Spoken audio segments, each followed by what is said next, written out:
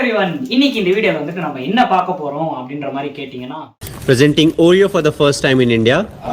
நான் புலம்ப வந்து நிக்கிறாயாராட்ட கொஞ்சம் கேளு, மனம் புலம்பி வந்து நிக்கிறாயாராட்ட கொஞ்சம் கேளு. இந்த வீடியோல வந்துட்டு பேசிக்கா என்ன பார்க்க போறோம் அப்படின்ற மாதிரி கேட்டிங்கன்னா, இல்ல ஓரியோ எங்களோட புலம்பல் தான். நான் எப்பவுமே தனியா உட்காந்து கிளங்கும்டா தாரப்பையில தொடக்கமே இப்படின்னு எங்க கிட்ட வீடியோ எப்பயுமே நான் மட்டும்தான் புலம்பின்னு இருப்பேன் எல்லா வீடியோஸ்லயும். ஸோ இது இன்னைக்கு வந்துட்டு நான் என்ன பிளான் பண்ணேன்னா, என்னோட ஃப்ரெண்ட்ஸையும் கூட புலம்ப வைக்கலாம் அப்படின்னு நினைச்சேன். ஏன்னா அண்ணனுக்கு வந்துட்டு போன மாசம் நடந்த சம்பவங்கள் படி என்னோட ப்ரீவியஸ் வீடியோ செக் பண்ணி பாருங்க, என்னன்னு தெரியும். அண்ட் தலைவர் வந்துட்டு என்ன பண்ண போறாருன்னு நீங்க லாஸ்ட்ல பாப்பீங்க. இப்போ வந்துட்டு எதுவும் தெரியாது. வீடியோட வீடியோட எண்டிங்ல வந்துட்டு அவன் என்ன பண்ண போறான் அப்படின்ற மாதிரி தெரியும். அண்ட் யார் முதல்ல ஸ்டார்ட் பண்றது புலம்புறதுக்கு? நீயே பண்ணிரு. எனக்கு நான் சொல்றேன். சரி சொல்லு, என்னத்த சொல்றேன்? ஏதாவது ஒரு புலம்பல் உன் லைஃப்லன்னே இல்ல, இந்த வருஷத்தோட இப்போ 6வது மாசத்துல இருக்கும். ஸோ இந்த வருஷத்துல இருந்து வருஷத்துலயே மே மாசம் ரொம்ப டிசப்பாயின்மெண்டா இருந்துச்சு. மே மாசத்தை ரொம்ப மறக்க முடியாது. அது மறக்க முடியாதுன்னு சொன்னா எனக்கு தெரியும், அவங்களுக்கு தெரியணும்ல, அதனால சொல்லின்னு இருக்கேன். அது எப்படி சொல்றது, இது தெரியும் உங்களுக்கு. அதெல்லாம் வீடியோல தெரியாதுப்பா, நான் கட் பண்ணி எடுத்து வச்சிருக்கேன். வீடியோல தெரியாத மாதிரி அந்த இடத்த செட் பண்ணிருக்கேன். இதெல்லாம் வச்சானா யூடியூப் நான் அச்சு தூக்கிடுவேன். வேற ஒண்ணு இல்ல, ஒரு ஆக்சிடென்ட், சின்ன ஆக்சிடென்ட் ஆகி போச்சு. லாரி வந்து விளாண்டு போச்சு. இதை பார்த்துமாடா நீ சின்ன ஆக்சிடென்ட்ன்ற? அந்த ஆக்சிடென்ட்டோட என்ன சொல்றது, அதோட பேக்லாக்ல அதோட பேக் ஃபயர் ஆமா, பேக் ஃபயர் வந்துட்டு என்னன்ட்டு பாத்தீங்கன்னா, ஒரு லாரிக்காரன் வந்துட்டு நல்லா எந்த இதுல இருந்தான்னு தெரியல, அவங்க பொண்டாட்டி கூட சண்டை போட்டுருந்தான் போல. வண்டி ரிவர்ஸ் எடுத்துன்னு வந்திருக்கான். பையன் வந்துட்டு எங்கேயோ ஜாலியா ஊர் சுத்திக்கிட்டு இந்த மாதிரி போயிட்டு இருந்தான்னு நினைக்காதீங்க, பையன் வேலைக்கு போயிட்டு இருந்தான். ஸோ அந்த மாதிரி வண்டி ஓட்டின்னு போகும்போது அந்த லாரிக்காரன் வந்துட்டு ரிவர்ஸ்ல வந்துட்டான். ரிவர்ஸ்ல வந்த லாரிக்காரன் என்ன பண்ணிட்டான், இவனை கவனிக்காம வண்டி ஏற்றிட்டான். என்ன ஸ்டைல் பரியாயோ. இவன் ஓட்டின்னு போன வண்டி என்ன கதியில இருக்குன்றத நான் போட்டோ அப்லோட் பண்றேன். போட்டோ வந்துட்டு அனுப்பிச்சு விட்டுறேன். இது நடந்திருக்கு. அண்ட் இதுதான் தலைவனோட ஃபர்ஸ்ட் ஆக்சிடென்ட்ல பெரிய ஆக்சிடென்ட். ஃபர்ஸ்ட் பெரிய ஆக்சிடென்ட். So be careful. இந்த மாதிரி இருக்குது. சோ என்ன தெரிகிறது? எனக்கு இந்த மாதிரி ஒரு ஆக்சிடென்ட் எப்ப நடந்துச்சுன்னா, அரௌண்ட் நான் ஒரு 3ஆம் கிளாஸ் படிச்சுன்னு இருந்தேன். 3ஆம் கிளாஸ் படிச்சுன்னு இருக்கும்போது ஒரு இந்த ஜோசியம் பார்ப்பாங்க தெரியுமா, ஜோசியம் பார்ப்பாங்களேடா, அந்த கிளி எடுத்துன்னு வந்துட்டு அந்த கிளி எடுத்துன்னு ஜோசியம் பார்க்கறவனுங்க வந்தானுங்க. சரின்னு சொல்லிட்டு என்னமோ சொல்றாங்களே அப்படின்னு சொல்லிட்டு எங்க பேரண்ட்ஸ் எல்லாம் வந்துட்டு என்ன பண்ணிட்டாங்க, இந்த மாதிரி இவனுக்கும் எடுத்து பார்க்கலாம், இவனுக்கு ஒரு சீட் எடுத்து போடுங்க சார், வெறும் பொய்யா சொல்லி சுத்துறான்னு ஒரு சீட் எடுத்தாங்க. அந்த சீட்டுல என்ன இருந்துச்சுன்னா, இந்த மாதிரி இவனுக்கு வந்துட்டு ஆக்சிடென்ட் ஆக போகுது அப்படின்ற மாதிரி ஒரு விஷயம் இருந்துச்சு. அண்ட் லிட்டரலா அது நடந்து ஒரு 3 days கழிச்சு வந்துட்டு எனக்கு ஒரு மேஜரானதுல ஒரு சின்ன ஒரு ஆக்சிடென்ட் மாதிரி நடந்துச்சு. என்னன்னா, சொல்லவே இல்லையா? அதுதான் இப்போ சொல்றேன்ல, அதுதான் புலம்பல. என்னன்னா, நான் வந்துட்டு அப்போ இந்த டப்பா வாங்கினா கூட ஒரு இது கொடுப்பாங்க, ஒரு பிளேட் கொடுப்பாங்க, இப்படி தூக்கி வீசிட்டு திருப்பி அது நம்ம கிட்ட வரல. அந்த மாதிரி அதை தூக்கி வீசி விளையாடிட்டு இருக்கும்போது ஒரு சைக்கிள்காரன் வந்து அப்படியே ஏற்றி என் மேல சைக்கிள் ஏறி அந்த பக்கம் போயிடுச்சு. ஏத்திட்டு போயிடுச்சு சைக்கிள். சைக்கிள்காரன் விழுந்து ரோடுன்னு நினைச்சிட்டான். அப்படி கிடையாது, நான் என் மேலதான் தப்பு.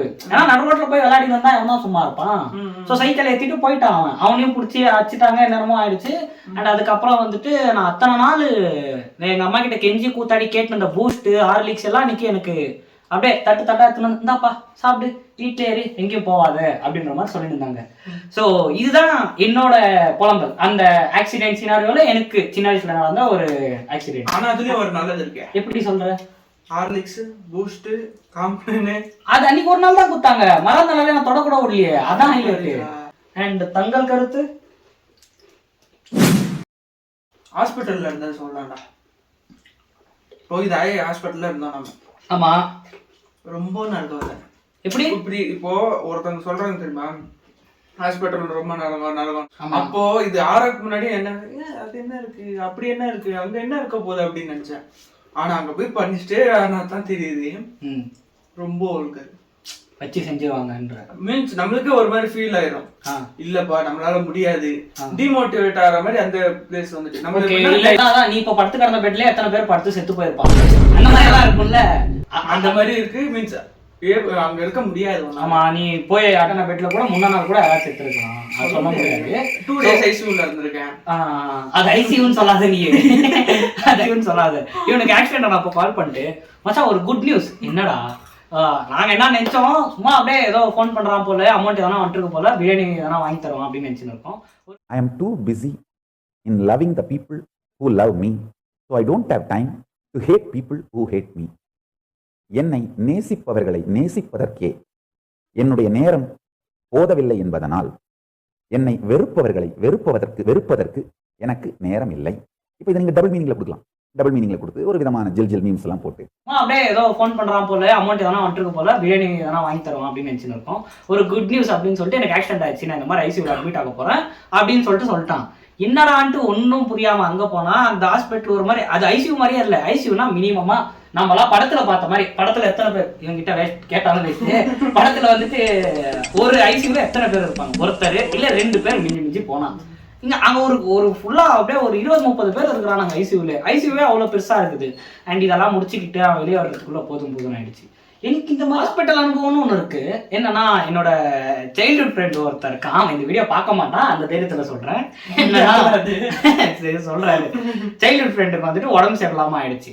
இங்கதான் அவங்க தெரிஞ்ச ஹாஸ்பிட்டல் அட்மிட் பண்ணியிருந்தாங்க. ஸோ என்ன பண்ண, இந்த மாதிரி கால் பண்ணிட்டு மச்சான் யாரும் இல்லடா கூட பாத்துக்கிறதுக்கு, நீ வாடா அப்படின்னு சொல்லிட்டு சொன்னான். சரின்னு சொல்லிட்டு நானும் போனேன். போயிட்டு டாக்டர்லாம் வந்தாங்க, பீஸா இருந்துச்சு. நானும் வீடியோஸ் எல்லாம் எடிட் பண்ணிக்கிட்டு நல்லா இதாக தான் போயின்னு இருந்துச்சு. ஒரு மத்தியானம் ஒரு 1 மணி 2 மணி இருக்கும். மச்சான் எனக்கு ஒரு ஹெல்ப் பண்றியான்னா, என்னடா டாக்டர் எதனா கூப்பிடணுமா, இன்ஜெக்ஷன் எதனா செட் ஆகலையான்னு கேட்டேன். இல்ல அதெல்லாம் ஒன்றும் இல்லை, யாரு வரா நீ கொஞ்சம் போ அவகிட்ட. அந்த இப்போ இங்கெல்லாம் எப்படி இருக்கும்னா ஒரு கார்டு மாதிரி இருக்கும், அந்த கார்டு கொடுத்தா ஒரு டைமும் ஒரு ஆள் தான் உள்ள இருப்பாரு. ஸோ இந்த மாதிரி கார்டு கொடுத்துட்டு அவளை உள்ள அனுப்பிச்சிரு, நீ வெளியே போயிடு, நீ போயிட்டு கொஞ்ச நேரம் வரு, நான் ஃபோன் பண்றேன் அப்போ வா அப்படின்ற மாதிரி சொன்னான்.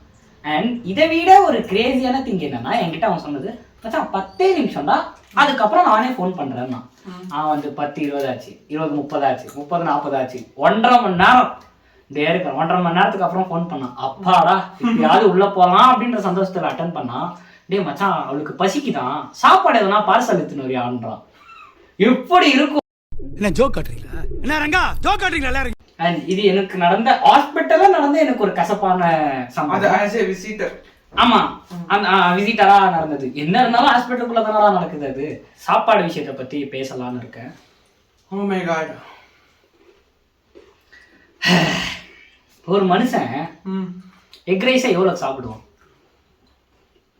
நான் மிஞ்சி போனா 80. நான்லாம் சொல்றேன், ஒரு மனுஷன் மிஞ்சி போனா ஒரு எக் ரைஸை எவ்வளவு குத்து வாங்குவான்? 60 ரூபாய், 70 ரூபாய், 80 ரூபானே வச்சுக்கோப்பா, 100 ரூபாவே வச்சுக்கோ, பிரச்சனை இல்லை. முந்தா நேத்து ஒரு ஃப்ரெண்டு வீட்டாண்ட போயிருந்தேன். அங்க போயிட்டு இந்த மாதிரி எனக்கு பசிக்குது, நான் அப்ப கூட என்ன சொன்னேன், மச்சான் மோமோ சாப்பிட்டுலாம்டா, மோமோ சாப்பிட்டு வீட்டுக்கு போய் சாப்பாடு சாப்பிடலாம்னு சொன்னேன். அப்ப அவன் என்ன சொன்னான், மோமோஸ் எல்லாம் யார் சாப்பிடுறாங்க, சீ தூ அப்படின்ட்டான். அப்புறம் அதை சாப்பிட மனசு வருமா? சரி எனக்கு சிக்கன் ஃப்ரைட் ரைஸ் தான் வேணும் அப்படின்னு சொன்னேன்.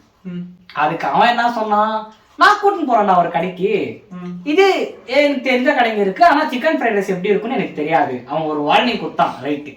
அதுக்கப்புறம் ஒரு கடைக்கு போனோம். இந்த கடைக்கு நான் முன்னாடியே வந்திருக்கேன், நல்லா இருக்கும் எல்லாம் அப்படின்ற மாதிரி சொன்னான். சரின்னு சொல்லிட்டு சிக்கன் ஃப்ரைட் ரைஸ் வாங்கியாச்சு. நான் எக் ரைஸ்ன்னு சொன்னால எக் ரைஸ் தான் கொடுத்தான், அவன் சிக்கன் ஃப்ரைட் ரைஸ் தரல. நீ கேட்டது என்ன? நான் கேட்டது எக் ரைஸ். நான் கேட்டது சிக்கன் ஃப்ரைட் ரைஸ். அந்த சிக்கன் ஃப்ரைட் ரைஸ் அவன் எக் ரைஸ் மாதிரி கொடுத்தான் எனக்கு. ஓகே, எக் ரைஸ் எப்படி இருக்குமோ அதே ஃபிளேவர்ல தான் இருக்கு. அதுக்கு மேல அந்த தூளா அந்த சிக்கன் பீஸுங்க இதெல்லாம் இருக்குது. அப்புறம் கபாப் லாலிபப்புன்ட்டு ஒரு 4 பீஸ், ஒரு 4 பீஸ். அதுலயும் நாங்க 3 பேர் போனோம், போய் சொல்லக்கூடாது, 3 பேர் போனோம். 3 பேருக்கும் ஒவ்வொரு பீஸ். இன்னும் 1 மிச்சம் இருக்குதுல, அதாவது உன் பங்கு என்ன பண்றது? சோ அதனால அவனே 2 எடுத்துக்கிட்டான். நான் அப்ப கூட சண்டை போட்டு பாதி பிடிங்கிட்டேன். 1.5 அவனுக்கு 1.5 எனக்கு, ஒருத்த பாவம் அனாதே 1 தான் சொன்னான். சரியா?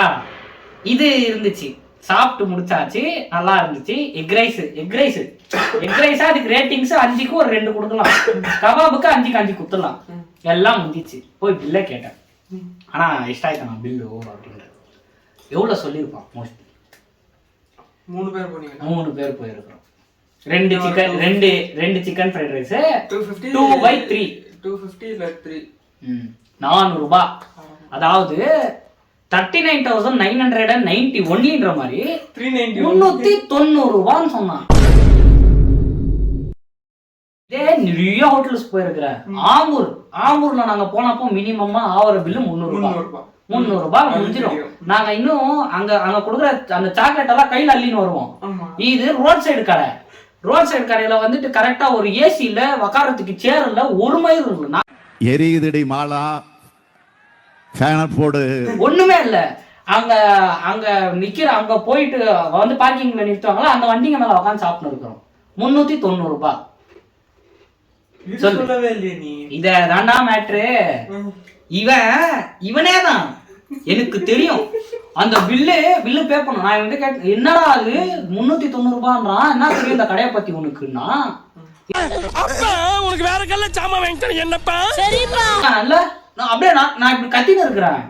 பே பண்ணிட்டு 190 ரூபாய் பே பண்ணிட்டு மச்சான் 200 ரூபாய் பே பண்ணிடுறான். நான் 190 ரூபாய் பே பண்ணிட்டேன் அப்படின்றான். எவ்வளவு மண்டகனம். இந்த மாதிரி எனக்கு தான் எல்லாம் தெரியும். எங்க ஏரியா இது, என் ஊர் இது, எங்க இடம் எனக்கு தெரியும். நான் சாப்பிட வைக்கிறேன், நான் கூட்டிட்டு போறேன், நான் குளிப்பாட்டுறேன். இங்க ஆழம் இல்ல, அங்க ஆழம் இருக்கு, இங்க படுத்துக்கோ, அங்க உக்காந்துக்கோ அப்படின்னு அங்கேயே சாவச்சிருவானுங்க. இந்த கிணத்துல வந்துட்டு முதலையே இல்லடா அப்படின்னு வானுங்க. ஆனா எவ்வளவு பெரிய முதல்ல இருக்குன்னு எவனுக்கும் தெரியாது. கூட்டு போய் தான் அச்சு கொண்டு சாவச்சிருவானுங்க. எவனையுமே நம்பாதீங்க. அவன் கதை சொல்லு. கொஞ்சம் வேற ட்ராக்ல போயிட்ட, அதான் வேற ட்ராக்ல போயிட்ட நீ பேசு. 390 ரூபாய்.